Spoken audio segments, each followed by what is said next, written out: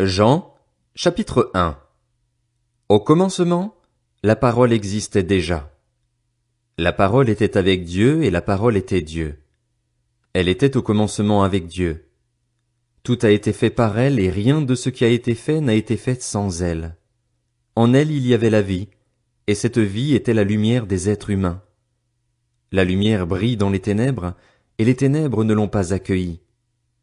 Il y eut un homme envoyé par Dieu, son nom était Jean. Il vint comme témoin, pour rendre témoignage à la lumière afin que tous croient par lui. Il n'était pas la lumière, mais il vint pour rendre témoignage à la lumière. Cette lumière était la vraie lumière qui, en venant dans le monde, éclaire tout être humain. Elle était dans le monde et le monde a été fait par elle, pourtant le monde ne l'a pas reconnue. Elle est venue chez les siens, et les siens ne l'ont pas accueillie. Mais à tous ceux qui l'ont acceptée, à ceux qui croient en son nom, elle a donné le droit de devenir enfants de Dieu, puisqu'ils sont nés non du fait de la nature, ni par une volonté humaine, ni par la volonté d'un mari, mais qu'ils sont nés de Dieu. Et la parole s'est faite homme, elle a habité parmi nous, pleine de grâce et de vérité, et nous avons contemplé sa gloire, une gloire comme celle du Fils unique venu du Père. Jean lui a rendu témoignage et s'est écrié, « C'est celui à propos duquel j'ai dit, celui qui vient après moi m'a précédé, car il était avant moi. » Nous avons tous reçu de sa plénitude, et grâce sur grâce. En effet, la loi a été donnée à travers Moïse, mais la grâce et la vérité sont venues à travers Jésus-Christ. Personne n'a jamais vu Dieu. Dieu, le Fils unique, qui est dans l'intimité du Père, est celui qui l'a fait connaître. Voici le témoignage de Jean lorsque les Juifs envoyèrent de Jérusalem des prêtres et des Lévites pour lui demander « Toi, qui es-tu » Il déclara et sans restriction affirma « Moi, je ne suis pas le Messie. » Ils lui demandèrent « Qui es-tu donc? Es-tu Élie » Et il dit « Je ne le suis pas. » « Es-tu le prophète » Et il répondit « Non. » Ils lui dirent alors « Qui es-tu? Nous devons donner une réponse à ceux qui nous ont envoyés.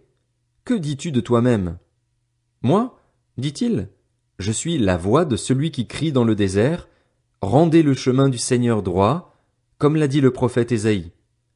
Ceux qui avaient été envoyés étaient des pharisiens. Ils lui posèrent encore cette question. Pourquoi donc baptises-tu, si tu n'es ni le Messie, ni Élie, ni le prophète?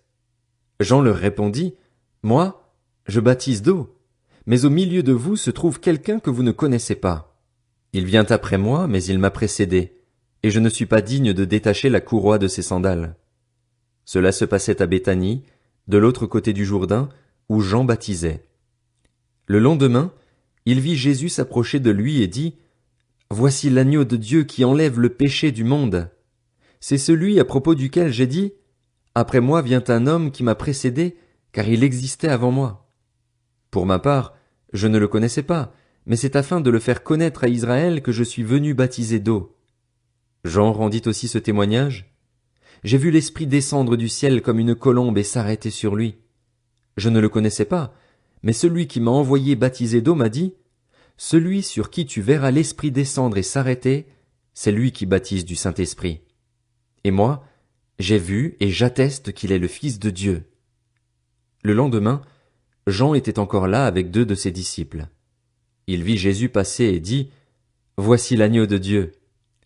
Les 2 disciples l'entendirent prononcer ces paroles et suivirent Jésus. Jésus se retourna et, voyant qu'ils le suivaient, il leur dit, Que cherchez-vous? Ils lui répondirent, Rabbi, ce qui signifie maître, où habites-tu? Venez, leur dit-il, et voyez.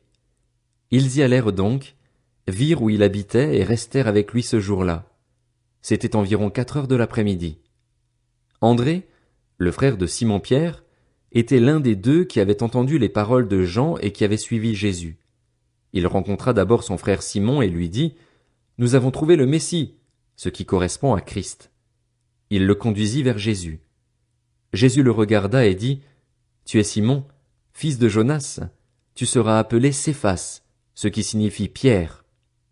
Le lendemain, Jésus décida de se rendre en Galilée. Il rencontra Philippe et lui dit, Suis-moi. Philippe était de Bethsaïda, la ville d'André et de Pierre. Philippe rencontra Nathanaël et lui dit, Nous avons trouvé celui que Moïse a décrit dans la loi et dont les prophètes ont parlé, Jésus de Nazareth, fils de Joseph. Nathanaël lui dit, peut-il sortir quelque chose de bon de Nazareth? Philippe lui répondit, viens et vois. Jésus vit Nathanaël s'approcher de lui et dit de lui, voici vraiment un Israélite en qui il n'y a pas de ruse. D'où me connais-tu? Lui dit Nathanaël. Jésus lui répondit, avant que Philippe t'appelle, quand tu étais sous le figuier, je t'ai vu. Nathanaël répondit, Maître, tu es le Fils de Dieu, tu es le roi d'Israël. Jésus lui répondit, parce que je t'ai dit que je t'ai vu sous le figuier, tu crois? Tu verras de plus grandes choses que celles-ci. Il ajouta, en vérité, je vous le dis, vous verrez désormais le ciel ouvert et les anges de Dieu monter et descendre au-dessus du Fils de l'homme.